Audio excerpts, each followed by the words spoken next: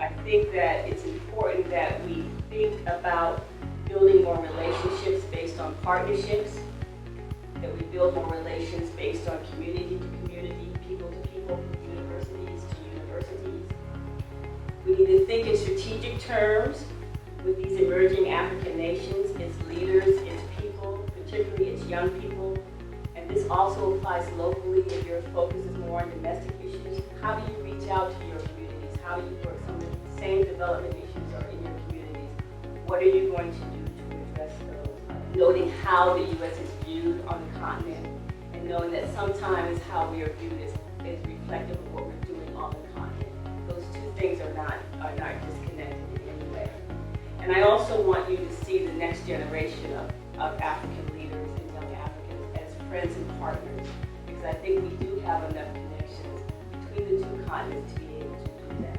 Technology, using technology to address health, education, and social issues, assisting with smart climate change issues on agriculture and food security, and certainly working with governments to provide more transparency and more capacity building across the board. I don't leave you with any other message. That is the most important one to me as an information systems and cultural person, that we have to listen, we have to understand, and we have to see the communities from the communities' point of view.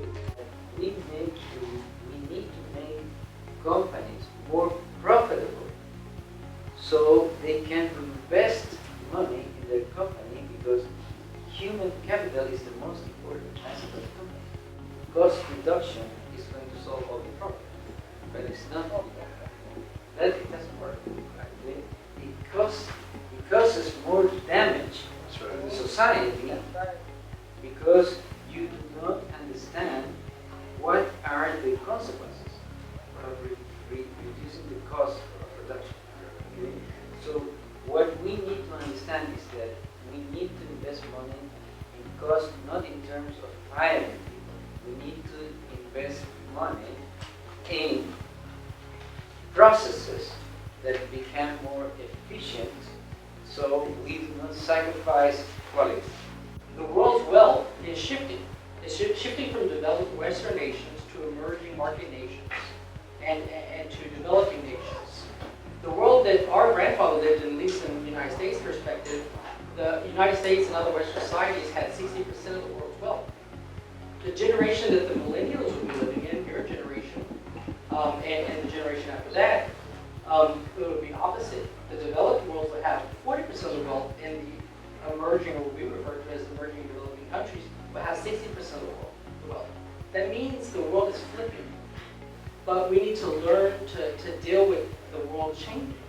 So as wealth shifts, that means influence is going to shift. As influence shifts, that means that Western countries that have previously just basically done whatever they wanted, they can get away with it. We can't do that anymore. We now need to start looking at other countries like China, Russia. We need to start looking at countries like continents like Africa. There's so much wealth is moving there, so therefore we need to start building bridges with them.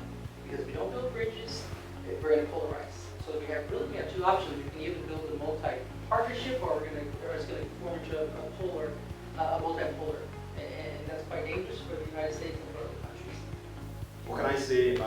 We've had the privilege of being mentioned in the State of the Nation address by our president. We had the privilege of having the president walk into our office one random day and just find us working. He was curious about what we do. Had the privilege of being mentioned by your president, by extension, our president, Barack Obama. And so we've been able to see what you can do with a very small space when you empower youth. When you empower young girls and young boys, and make sure that they have hope in their minds and in their hearts. And I'm delighted that I had the chance to meet with some of our friends and partners from Kenya that I met last night for the first time. Because some of the issues that they're talking about are basically the same issues that we deal with in the Americas, including right here in the United States. And that tells us these issues are really global in scope. And this is perhaps why when we're talking about the Sustainable Development Goals of the UN and that 17-point plan, it is important because it shows that inequality is not just something that we can brush under the rug. It is not something that is just happening in that part of the world or that part of the world, as we very often like to think it's happening with the other. No. It is something that we all have to confront. Of unemployed children of color. Brazil has the largest concentration of people of African heritage outside of the African continent. And you see that in Sao Paulo, Brazil. You see it in Mumbai, India. You see it in Cairo, Egypt. You see it in southwest Los Angeles. You see it in Harlem. You see it in Bedford-Stuyvesant. The crisis of unemployed youth all over the globe. But you can be your own boss. You can be your own boss, make your own money, and you can move forward. That's what you can do. But there are those that don't want to do that anymore, but it's still the best thing in town for you to be able to be your own boss.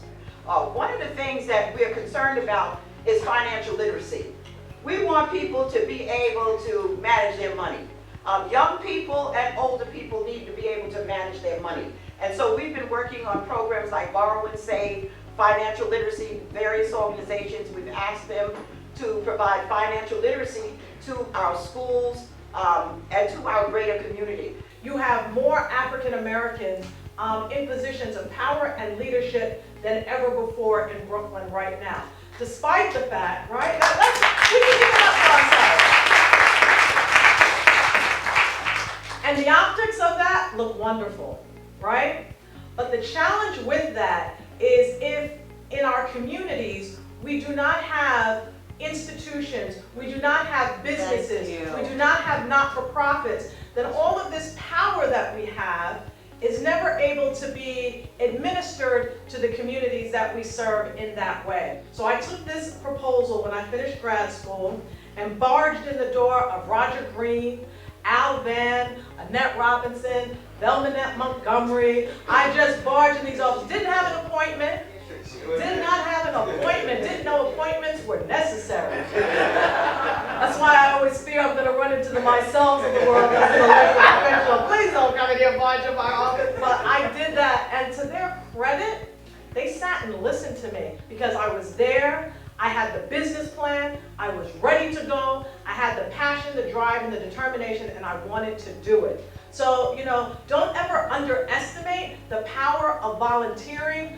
of interning, of sitting at the heels of individuals like Esmeralda Simmons, like our esteemed Annette Robinson, like what you have here, Roger Green. This is Women's History Month. There are only 14 out of the 51 members in the city council. So we want to make sure, I chair the Women's Caucus, recently elected.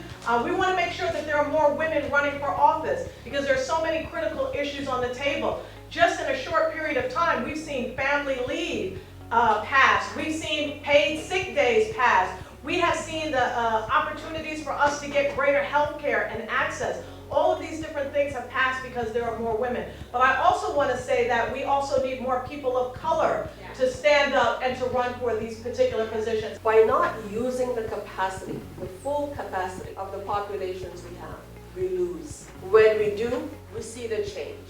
And the change is measurable. It's not just anecdotal, it's not just make-believe, it is measurable. So there is a logic for inclusion. Beyond the fact that it is a moral obligation, beyond the fact that it is a human right, it is logical that we include all members of our population and give them opportunity. It's an honor for me, and not just for me, for the girls that we take care of. Samburu Girls Foundation is an NGO based in Northern Kenya. We are a child rights protection organization, and we are 3 years old. This is our 4th year. We've been able to rescue over 1,000 girls from child marriages, from female genital mutilation, which is still rampant in our communities, and other harmful cultural practices that I don't want to narrate here because I'll take the whole evening. If you're young and female, according to the International Labour Organization, it's kind of a double strike. The school-to-work transition shows that in some 30 countries, the labor participation rate of young men was 16% higher than that of young women. with comparable education.